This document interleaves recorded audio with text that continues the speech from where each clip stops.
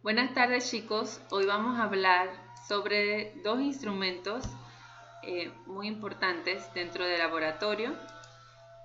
Son considerados equipos de baja complejidad, como lo son el microscopio óptico y la centrífuga.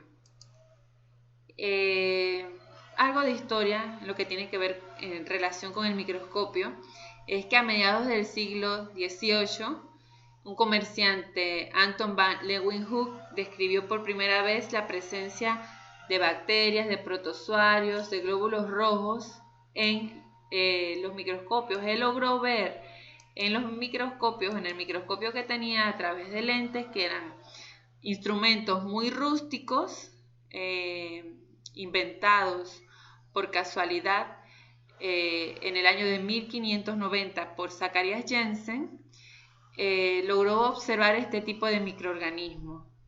Entonces, más adelante, William Harvey logró observar células sanguíneas, la circulación sanguínea, los vasos sanguíneos a través de esta serie o este juego de lentes. Robert Hooke también publicó en su obra Micrografía esta serie de células que lograron ser observadas. Además de eso, él logró observar un corte de corcho. Este corte tenía entonces un material poroso, cavidades poco profundas a las que él denominó células. De allí entonces fue el primero en utilizar este término. Unos años más tarde, Malpighi, que era un anatomista y un biólogo italiano, observó células vivas. Entonces, el microscopio ha sido una herramienta para nosotros los tecnólogos en el diagnóstico clínico, ampliamente utilizada en muchas secciones de laboratorio. Los microscopios se clasifican en varias, tienen varias denominaciones dependiendo de la composición del mismo microscopio, de los instrumentos que puedan entonces componerlo. Principalmente nosotros manejamos en el laboratorio clínico el microscopio óptico, y de ese microscopio el compuesto que está conformado por los oculares y los diversos objetivos es que utilizamos más en el área entonces de la clínica. Ese microscopio, ya ustedes saben que tienen diferentes partes. Va a tener una parte óptica de iluminación y entonces la parte mecánica, que debemos entonces tener ciertos cuidados en el manejo del microscopio. Los microscopios de uso clínico no deben ser movidos de las mesas en donde son colocados para no descalibrarlo, que no sufran golpes. Si en tal caso tenemos que transportar un microscopio, lo que tenemos que hacer siempre es utilizar las dos manos, colocando la palma de la mano sobre la base del microscopio y con la otra mano entonces sujetamos el brazo del microscopio para poder entonces transportarlo. No hay que zurrarlo por la mesa porque eso descalibra entonces las lentes, y tampoco nunca tocar las lentes con los dedos porque las podemos rayar. Ya ustedes saben cómo enfocar entonces objetos en el microscopio, siempre seleccionando el objetivo de menor aumento. Para nosotros el objetivo de menor aumento sería el de 10x, no el de 4x. Eso lo utilizan más los biólogos. Para los tecnólogos sería el de 10x.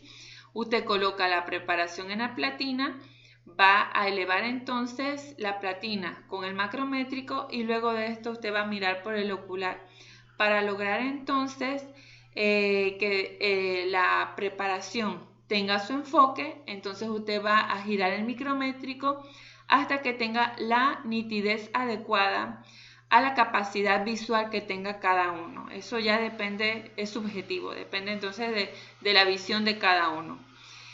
También, si necesitamos, eso es para enfocar, si necesitamos cambiar los objetivos para lograr un mayor aumento de la preparación, entonces siempre tenemos que ir moviendo el revólver, cambiando entonces los objetivos superiores sucesivamente e ir ajustando entonces la la visión o la preparación con el micrométrico.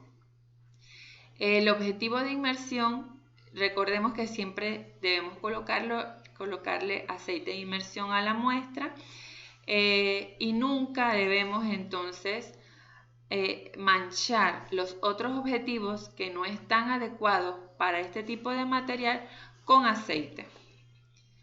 También hay un sinnúmero de microscopios que se utilizan en el laboratorio, sin embargo, unos pocos son los que podemos tener permanentemente dentro de nuestro trabajo. Uno de ellos es el microscopio de campo oscuro.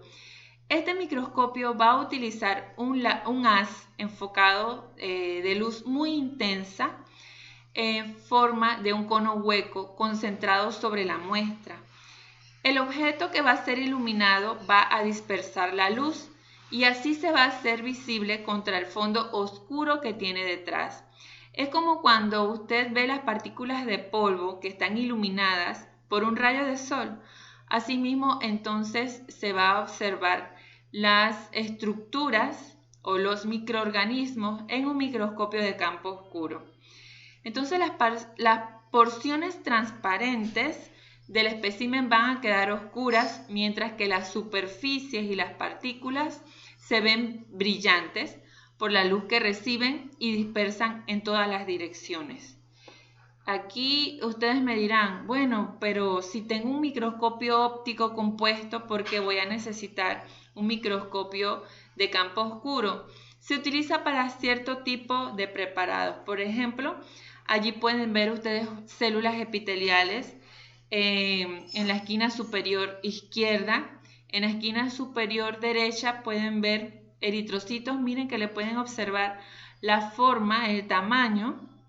En la parte de la esquina inferior izquierda pueden observar células espermáticas y para la parte de la esquina inferior derecha pueden observar formas espirales de espirilos, de treponemas. Si ustedes, el diagnóstico prácticamente de la sífilis se va a dar por un diagnóstico indirecto, por serología, por la presencia entonces de anticuerpos en la persona.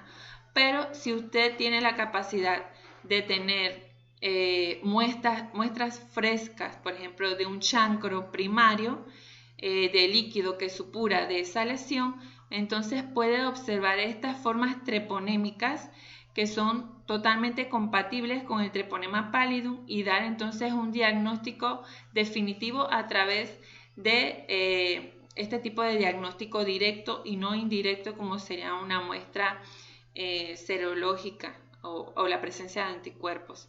Entonces nos sirve mucho también para el área de investigación. Recuerden que el tecnólogo no solamente tiene que hacer su trabajo de rutina diario, también puede incursionar en el campo investigativo. Y si usted tiene un laboratorio acondicionado con este tipo de tecnología, entonces le exhorto a que haga una serie de investigaciones para aprovechar precisamente la tecnología que se nos está ofreciendo. Entonces tenemos otro tipo de microscopio que es el microscopio de fluorescencia. Este microscopio, los objetos van a ser iluminados por rayos de una determinada longitud de onda. Es un microscopio un poco más complejo. Se trabaja con lámparas de mercurio que lo que van a hacer es intensificar o excitar los fluoróforos que están presentes entonces en la tinción de la preparación que nosotros estamos observando. Para poder entonces realizar una observación, primero la preparación o las muestras deben ser teñidas a partir de una técnica ya sea de inmunofluorescencia directa o inmunofluorescencia directa, para poder entonces utilizar las especificaciones correctas de este microscopio. La fluorescencia es un fenómeno físico que se utiliza mucho en el área de la microscopía clínica, principalmente porque tiene una alta sensibilidad y especificidad. ¿Por qué? Porque estamos trabajando con anticuerpos que están marcados precisamente con fluorocromos y estos anticuerpos van a ser específicos a la parte, por ejemplo, del virus que nosotros querramos determinar. Es un microscopio que hay que tener mucho cuidado con él, precisamente por la lámpara de mercurio. Una vez que esta lámpara se ha encendido, para que pueda excitar entonces a los fluoróforos, es necesario realizar todas las observaciones en una sola corrida, de una sola vez. No podemos entonces estar encendiendo ese microscopio una y otra vez a lo largo del día porque la lámpara se nos puede quemar. Es una lámpara muy sensible y hay que cuidar mucho el microscopio. Depende el cuidado totalmente del operador. Pueden observar entonces en esa diapositiva, allí están viendo unas células fluorescentes con un verde brillante, un verde manzana, se le conoce a ese tipo de fluorescencia, sobre células que están en un fondo de color rojo, que es el tinte entonces de contraste. Las células que están teñidas de ese fluorocromo verde nos indica que entonces están infectadas con algún tipo de virus que se ha utilizado algún kit para determinar cierto tipo de virus. Entonces, esta técnica, para que usted pueda hacer un correcto reporte de lo que usted está observando en el microscopio, antes de eso usted tiene que haber hecho una técnica correcta de tinción con esta inmunofluorescencia, porque si usted no hizo por lo menos correctamente los lavados para eliminar toda la fluorescencia o todas las sustancias que no están correctamente ligadas, entonces lo que va a observar en esa placa es fluorescencia inespecífica y no va a saber usted si de verdad hay presencia del microorganismo que está buscando o puede dar usted entonces un falso positivo. Así que para realizar una correcta visualización a través del microscopio de inmunofluorescencia va a depender en gran medida de lo que usted haga anteriormente a la visualización. De nada sirve que nosotros tengamos entonces los mejores equipos, los más sofisticados, los más costosos, los de última generación, si nosotros no logramos dominar las técnicas correctas de observación y microscopía, si no tenemos los conocimientos adecuados, la práctica adecuada para poder entonces distinguir qué nos está ofreciendo toda esta tecnología, que nos sirve básicamente para el aumento de las preparaciones microscópicas. Estos tipos de preparaciones microscópicas nos podemos ayudar a través entonces de diferentes observaciones. Podemos hacer una observación en fresco, o sea, una preparación en fresco de cierto tipo de muestras. No aplica para todo tipo de muestra o de biopsias de tejidos, etcétera, pero sí para cierto tipo de muestras que nos pueden ayudar. Por ejemplo, una preparación en fresco nos ayuda para determinar la morfología bacteriana.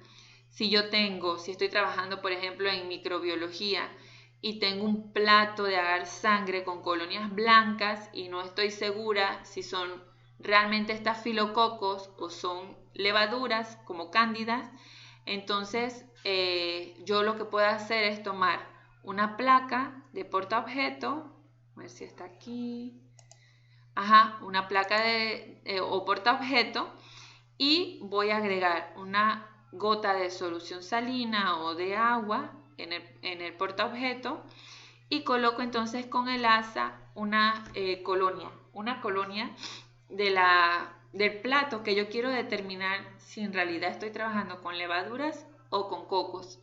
Así que coloco un cubreobjeto, encima de la muestra y miro entonces a través del microscopio. Si observo levaduras, ya me doy cuenta entonces que estoy trabajando con una cándida. Si observo cocos, estoy trabajando entonces con estafilococo y ustedes saben que para cada microorganismo los procedimientos de identificación son diferentes. Así que me ayuda entonces en gran medida a seguir con mis procesos, y para dar entonces un excelente diagnóstico. Dice que también se puede utilizar para determinar la movilidad o la motilidad de las bacterias. Otro tipo de ayuda que nosotros podemos darnos a la hora entonces de realizar el diagnóstico a través de la microscopía es utilizar tinciones. Estas tinciones van a tener preferencia por cierto tipo entonces de estructura, llámese bacteriana, llámese parasitaria. Entonces nos ayuda en gran medida a realizar un correcto diagnóstico. Miren esta diapositiva. Yo viendo esta gráfica me doy cuenta que primero estamos trabajando con un microscopio de campo oscuro. Aquí podemos ver entonces formas espirales, formas treponémicas. No puedo decir que es un treponema pálido porque hay varios tipos de treponemas, pero sí puedo estar hablando que lo más probable es que sea un treponema y son formas espirales. Esta es una observación en fresco, se prepara como les había dicho, pero se coloca en un microscopio de campo oscuro. Podemos observar entonces también formas parasitarias, los trofozoitos, las larvas, se pueden observar los huevos, se pueden observar perfectamente. Usted puede hacer un diagnóstico definitivo a través entonces de esta microscopía en fresco sin adicionar ningún tinte. Puede hacer también el diagnóstico de levaduras, por ejemplo en heces, levaduras en orina, levaduras en cultivos, porque en fresco usted puede colocar eso y observa la morfología entonces de los microorganismos que están en la muestra. Para ayudarnos, hay modificaciones entonces a esas observaciones en fresco. Por lo menos si usted añade una gota de KOH del 10 al 20% en una muestra, ya sea de raspado de cabello, raspado de uñas, de piel, en donde se sospeche que hay la presencia de algún hongo, el KOH actúa directamente entonces sobre la queratina de las hifas y usted puede en gran medida realizar un diagnóstico a través de las diversas morfologías que puede observar. Entonces esta es una modificación que nos ayuda al diagnóstico de los hongos, agregarle entonces el KOH. Ahí pueden observar entonces la presencia de hifas. Para hacer las preparaciones entonces para que sean teñidas se utilizan diferentes tipos de frotis dependiendo del tipo de muestra. Usted hace un extendido como en la primera figura, usted hace un extendido de la sangre periférica, de una gota de sangre periférica, lo deja secar y después de eso lo tiñe con un tinte como el de Wright para ver un frotis de sangre periférico a través de un microscopio óptico. También puede tomar muestras de diversos cultivos, hacer un frotis en fresco, esperar que seque y luego teñir con los diferentes tintes. O puede ser entonces un barrido, una extensión con un hisopo de diferentes muestras, llámese por lo menos una lesión dérmica, esperar que se seque y teñirlo. Así que nuestra observación va a depender en gran medida de cómo nosotros hagamos los frotis. Recuerden que los frotis no pueden ser muy gruesos porque retienen mucho tinte y no nos dan la visión adecuada para poder entonces reportar los microorganismos que estén allí. Tampoco puede ser muy delgado porque nos puede generar una falsa idea de que no están los microorganismos presentes, pero es porque no tomamos suficiente muestra. Así que estos errores técnicos que podamos cometer nosotros en gran medida van a incidir en el reporte que le hagamos entonces al paciente. Usted puede teñir sus frotis a través de diferentes tintes, como por ejemplo una tinción simple de azul de metileno le permite observar hacer un diferencial, por ejemplo, entre mononucleares y polimorfonucleares en una muestra de heces. O puede observar formas bacterianas. Miren como ahí se puede observar un estafilococo, micrococcus, una línea de los estafilococos. Entonces usted puede observar diversas formas bacterianas simplemente con una tinción simple para estar más seguro. Observar cocos en fresco, claro que lo puede realizar. Puede saber simplemente que tiene una forma esférica, pero el grado de agrupación o de agrupamiento que tengan los estafilococos es difícil observarlo en fresco. No puede reconocer muy bien si todos están en cadenas, si todos están en pares o en grupos. Así que la recomendación es que se tiña, preferiblemente por gramo. Puede utilizar, además de tintes simples, pueden utilizar tintes diferenciales. Por ejemplo, en la tinción de Ciel-Nielsen, aquí pueden observar bacilos bar positivo, que son los de color rojo, los que se observan aquí. Entonces utiliza diferentes tipos de tinciones para poder dar el reporte de microorganismo adecuado. Tinciones diferenciales, por ejemplo, estos bacilos que se observan aquí, que son gram positivos, gram negativos. Entonces usted puede dar ese reporte a través de una tinción de gram, por supuesto utilizando la microscopía. Puede reportar los parásitos, los diferentes tipos de parásitos que hay, utilizando la tinción de Giemsa o de Wright. Es más probable o es mejor para este tipo de parásitos sanguíneos utilizar Giemsa. Los trofozoitos de las Giardia se observan perfectamente. Usted lo puede teñir con un tinte, un colorante simple. Yo he tenido muestras, me han llegado a mis manos muestras diarreicas recién emitidas, que es en donde uno puede observar este tipo de forma del parásito. Entonces se hace un frotis, usted hace un frotis delgado y tiñe con azul de metileno. Se observan perfectamente todos los flagelos, los núcleos se observan perfectamente, el axostilo. Entonces puede tener este tipo de reporte al médico, donde ya estamos viendo entonces trofozoitos, las formas vegetativas del parásito. Los hongos, utilizando azul de lactofenol, también se pueden observar diversas formas entonces en las cándidas, en los diversos hongos, los dermatofitos. Puede hacer usted un reporte dependiendo de la estructura que usted observa, utilizando entonces una muestra teñida. Hay el campo de la microscopía se ha diversificado tanto y se ha actualizado tanto que a finales del siglo XX, en la década de los años 90, se hicieron grandes avances en la informática y se permitió entonces el uso de cámaras de video que estaban acopladas entonces directamente a los microscopios. Estas se utilizaron en un principio como herramientas indispensables para la captura y digitalización de las imágenes, más que nada para lo que tiene que ver en el campo de la educación. Sin embargo, estos avances, estos logros que han venido en auge a lo largo de los años, nos ha ayudado en el campo del diagnóstico clínico, ya que la imagen se ha digitalizado, se tienen entonces imágenes de muy alta resolución que pueden ser enviadas a través de internet para ser entonces comparadas por diferentes especialistas y lograr entonces que se pueda tener un diagnóstico más amplio, porque usted va a utilizar la distancia de estos recursos y de estos instrumentos en tiempo real para un diagnóstico clínico. No solamente eso, sino también para investigación, para investigaciones científicas.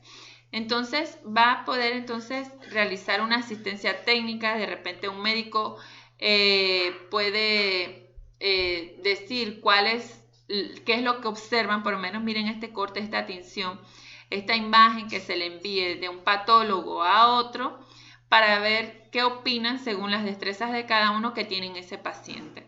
Entonces en la docencia permite totalmente el acceso a estas bases de datos, de estas imágenes, para que las personas completen sus estudios y pueden consultar entonces a profesores, a tutores a distancia. Usted tiene entonces no solamente eso, los software que se han implementado para este tipo de microscopía virtual, tiene entonces la capacidad de compartir todas estas bases de datos con diferentes instituciones científicas y lograr imágenes tridimensionales para que se hagan múltiples microfotografías, se le llama. Entonces es un campo muy versátil que se ha incursionado en muchos laboratorios donde ustedes pueden lograr sus prácticas. Los microscopios ya tienen cámaras incorporadas con pantallas en donde usted puede observar, no tiene que decirle al profesor, venga que aquí a las 3 veo un trofozoito, o a las 7 veo una ameba. Usted se lo señala directamente en la pantalla en la pantalla a la que está conectada entonces la cámara, y puede entonces hacer una preparación más avanzada, y sus dudas entonces pueden ser realmente resueltas a través de esta tecnología. En el campo de las centrífugas se ha avanzado también notablemente a través de todos estos avances científicos. Ustedes saben que las centrífugas lo que realizan es un proceso para separar o concentrar materiales que están suspendidos en un medio líquido. Esta técnica entonces va a utilizar la fuerza centrífuga para sedimentar, según el peso de cada una de esas partículas y el tamaño de la misma, los diferentes componentes que están en dicha muestra. Lo utilizamos nosotros mucho en el laboratorio para separar entonces y obtener suero y plasma, que son las dos fracciones de la sangre con que nosotros más trabajamos. También se pueden separar, se utiliza para la preparación de orinas, el sedimento urinario, etc. Tiene múltiples usos. Ustedes saben siempre que para la utilización de la centrífuga deben balancear la carga. Ahí pueden ver una figura en la diapositiva en donde la forma correcta de colocar los tubos. He visto muchos errores a la hora de la colocación de los tubos para el balanceo, le decimos, ¿verdad? Nosotros en el laboratorio, a la hora de balancear la centrífuga. Aquí está en esta figura las formas correctas de poderlas entonces balancear, teniendo 2 tubos, teniendo 3 tubos, 4 tubos o todos los rotores completamente llenos. Recuerden utilizar el tubo correctamente apropiado. A veces trabajamos con tubos diferentes, los dos tienen que ser iguales, tener el mismo peso para poder entonces que la centrífuga no se desbalance. No sobrecargar entonces la velocidad de centrifugación. Ya muchas centrífugas tienen los programas específicos para cada una de ellas, para orina a tal velocidad, para sangre a tal velocidad, para heces a tal velocidad, para esputo a tal velocidad, y esos programas ya están incorporados en el software que tiene la centrífuga y usted simplemente accede a ellos a través de un número. Recuerden jamás abrir la tapa durante el proceso de centrifugación. Es más, las centrífugas modernas no te dejan abrir la tapa, tienen ese mecanismo en donde usted, por más que intente abrir la tapa, ya tiene una pestañita que la sostiene y solamente abre cuando ha parado el proceso de centrifugación. También, si usted necesita por algún motivo detener la centrífuga, hay un botón que le dice un break, que es un freno, en donde usted puede detener la centrífuga y luego que para, ella abre la tapa. Hay diferentes rotores de aceleración, que es uno de los que nosotros más utilizamos. Las centrífugas modernas utilizan este de ángulo fijo. También están de brazo oscilante, que se utilizaba mucho más anteriormente. Y dependiendo entonces de la velocidad de centrifugación, asimismo va a ser la sedimentación, la separación de los componentes que ocupan, que están ocupados en el líquido, y eso sí tenemos entonces que tener cuidado con lo que queremos buscar, con lo que queremos separar. Tenemos que estar totalmente, conocer qué es lo que estamos separando y qué queremos lograr de ese material. Aquí están los diversos rotores, cómo los podemos ubicar. Y recordemos entonces que hay diferentes tipos de centrífugas. Por ejemplo, la centrífuga de los tubos de hematocrito, de los capilares. Esas centrífugas se denominan microcentrífugas. Ellas tienen una velocidad entre 10.000 y 18.000 revoluciones por minuto, o sea, son muy rápidas. Tenemos también las centrífugas normales que separan los sueros y los plasmas a baja velocidad relativamente, entre 2.000 y 6.000 revoluciones por minuto. Con esas trabajamos las orinas también. Y tenemos unas ultracentrífugas que se utilizan para separar material ya más específico, como proteínas, que están alrededor de los 20.000 a 75.000 revoluciones por minuto. En el laboratorio trabajamos con las dos primeras principalmente, y la de microhematocritos ya está prácticamente en desuso, lo utilizamos mucho en los laboratorios de las universidades todavía.